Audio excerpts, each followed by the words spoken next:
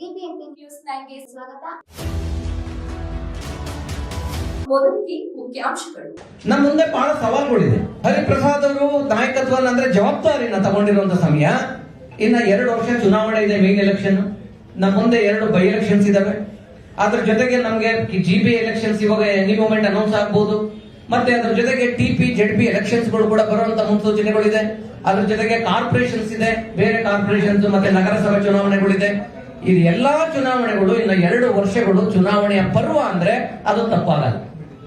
ಇಂಥ ಒಂದು ಸಮಯದಲ್ಲಿ ಡಿ ಕೆ ಶಿವಕುಮಾರ್ ಅವರು ಒಂದ್ ಕಡೆಯಿಂದ ಒಬ್ಬ ಕಾರ್ಯಕರ್ತನಾಗಿ ಇವತ್ತು ಮುಖ್ಯಮಂತ್ರಿ ಆಗಿದ್ರೆ, ಇನ್ನೊಂದ್ ಕಡೆ ಕಾರ್ಯಕರ್ತನಾಗಿ ಇವತ್ತು ಅಧ್ಯಕ್ಷರಾಗಿರುವಂತಹ ಬಿ ಕೆ ಹರಿಪ್ರಸಾದ್ ಅವರು, ಇವರಿಬ್ಬರ ಒಂದು ಕಾಂಬಿನೇಷನ್ ಇಡೀ ಒಂದು ಇದಕ್ಕೆ ರಾಜ್ಯಕ್ಕೆ ಒಂದು ಮಾದರಿಯಾಗಿ ತುಂಬಾ ದೊಡ್ಡ ಒಂದು ಬಲಿಷ್ಠವಾದಂತ ನಾಯಕತ್ವ ಇವರಿಬ್ಬರದು.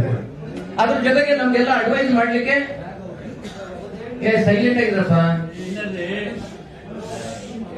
ಇವರಿಬ್ಬರಿಗೆ ಹೇಗಿರಪ್ಪ ಬಾಗ್ಲಕ್ಕೆ. ಮತ್ತೆ ಇವರಿಬ್ಬರು ನಾಯಕರುಗಳಿಗೆ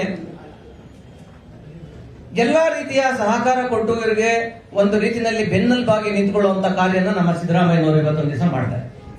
ಯಾಕೆಂತಂದ್ರೆ ಸಿದ್ದರಾಮಯ್ಯನವರು ಒಂದು ರಾಜ್ಯ ಅಲ್ಲ, ಒಂದು ರಾಷ್ಟ್ರ ಕಂಡ ಒಂದು ದೊಡ್ಡ ಮೇರುತ್ವ ಇರುವಂತಹ ಒಂದು ವ್ಯಕ್ತಿ.